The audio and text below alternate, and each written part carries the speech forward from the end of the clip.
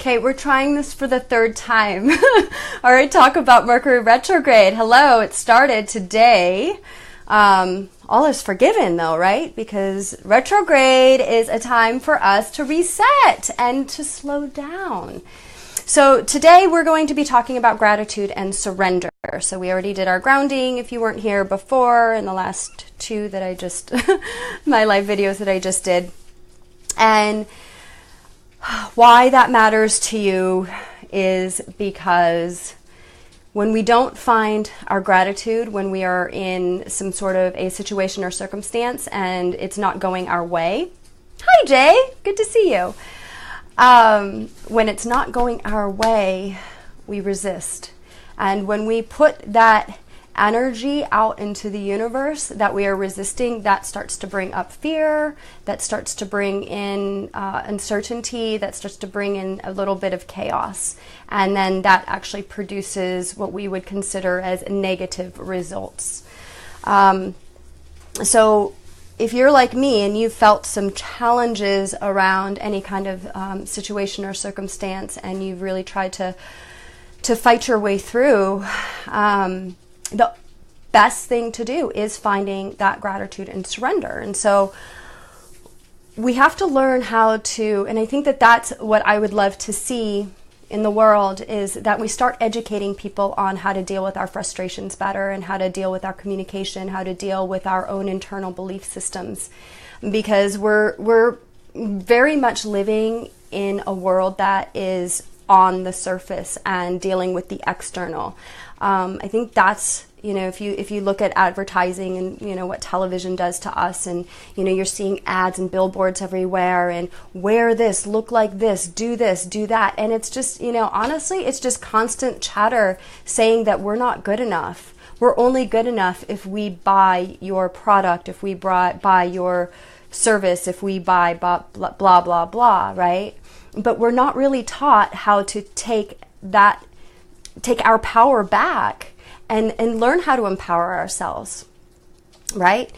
And what I would like to share with you guys today is just this last week, becoming a coach. I'm a coach. Yeah, I'm certified. I'm in it. I'm already got clients. I'm doing my first workshop this week, and the journey that I have been on has been very, very challenging. So if some of you are not familiar with how this happened for me, I'm going to share how I ended up here. How did I find coaching? And really it happened, I want to say it's been coming for years, because I've been a guide, for like 10 years as a yoga teacher and a confidant for a lot of my students and colleagues and whatnot. And then as time developed, going into massage therapy, giving that up for a while, fast forwarding to this past September and kind of being led, and I resisted very much, to go back into body work. And body work, really, I have lower back issues, so I was very resistant. I was like, I don't want to go back into body work. It's, but all of my yoga clients started falling away because I wasn't supposed to be a full-time yoga teacher anymore. That's what I was relying on. That was my crutch. And as that started falling away, I had to start looking at alternatives, and I was inspired by a very good friend to really reconsider body work. And so she kind of gave me some tools and techniques to wrap my mind around it and get myself back in. And honestly, my business blew up, and I made a lot of money very fast. I was able to get out of debt. I was working. I mean, my body was in pain, but I was, it felt good. I finally felt empowered, and I was like, oh my God, I can actually feed myself now. My rent is paid. I'm taking care of my dog. I revamped my home.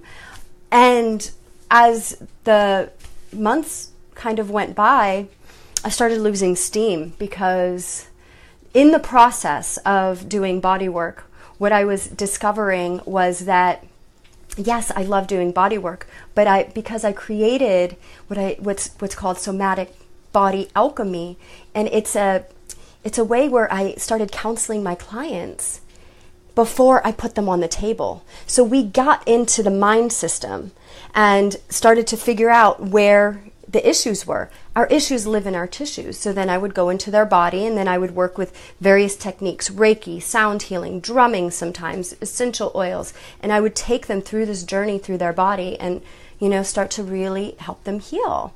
But what I found that I loved about it was the counsel part, the coaching. And I knew that that was a calling for me.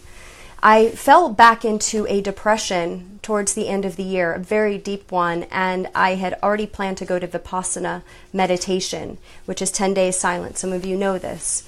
And there I allowed myself to be deep into the energy of completely letting go, going silent in my brain, learning how to do that so I could learn how to listen to spirit, to listen to what was coming through. Why was I getting depressed? Why have I been depressed most of my life? Why do I keep looping back to it?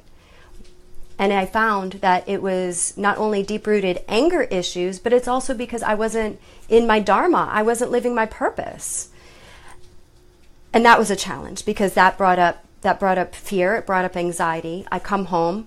I am internal for an entire month. I shut myself off from the outside world, took myself off Facebook, took myself off Instagram, shut my friends out, my family out, and I just needed to go quiet. And people were really worried about me. I was a little bit worried about me. I felt like part of me was checking out.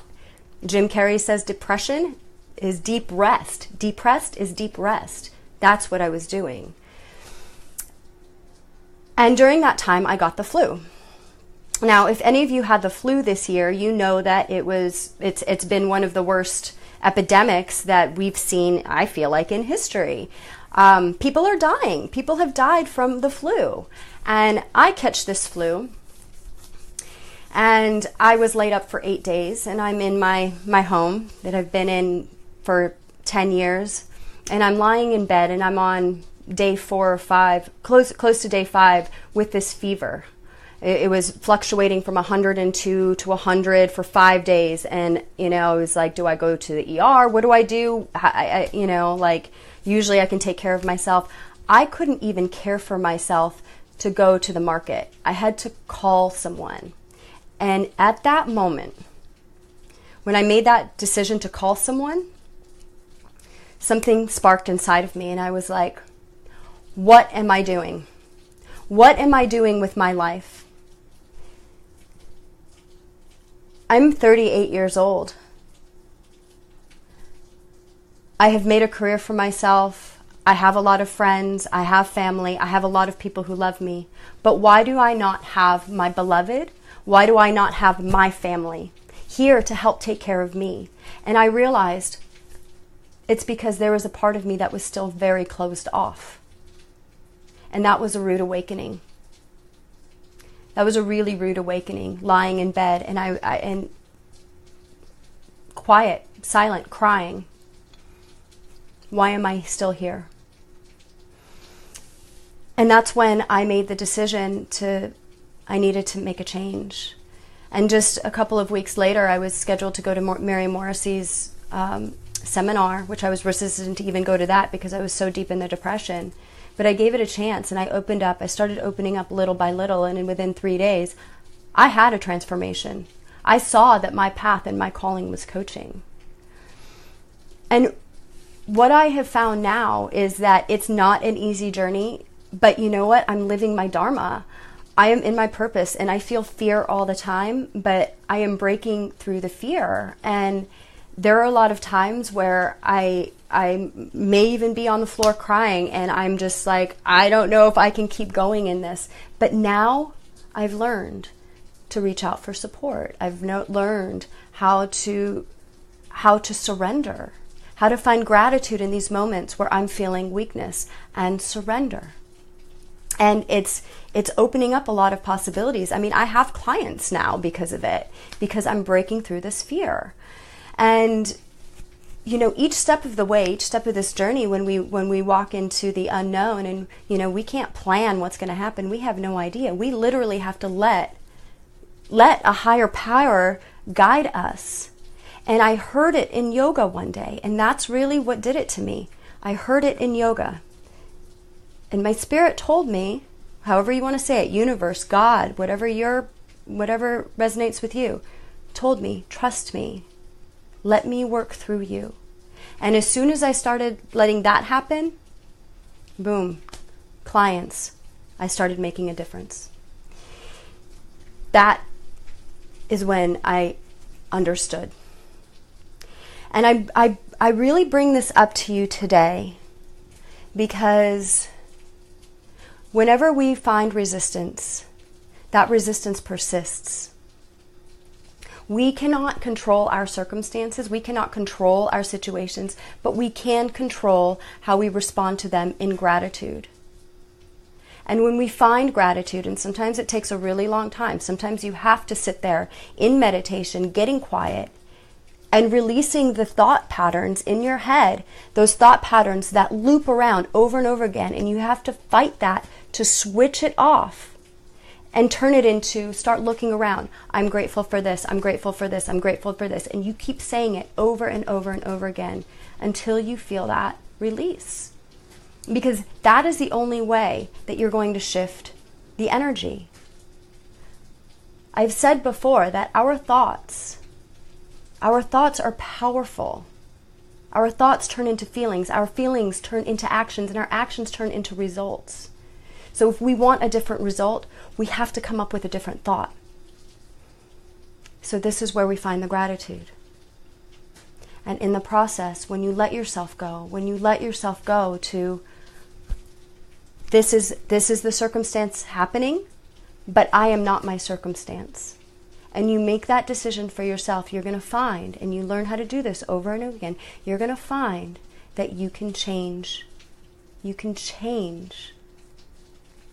your pattern. You can change your mindset.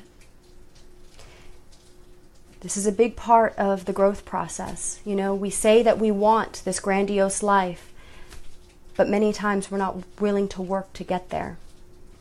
The only way to get there, the only way that your life is going to change is by you changing it. That's how it is for all of us. So today is a brand new day. Today marks Mercury retrograde. We just moved into spring. This is your time to empower yourself and come into your life, come into your heart, and notice what you're noticing in the next 3 weeks. Notice your communication with people. Notice how you're responding. Slow it down. Don't be so quick to respond to a feeling that's coming up inside of you. Learn to understand it first. Befriend your emotions, because your emotions are your guide, and they will tell you. Remembering that this is a journey, this is not a destination. Life is meant to be explored and enjoyed. And the best way that I can say to keep shifting that energy when you need to get yourself out of some sort of mental mind state, move. Go exercise, dance, sing, get your energy up and out. It helps, and that is the fastest way for you to shift your energy. All right, that is my message for today, to tune in. You guys have a really beautiful, beautiful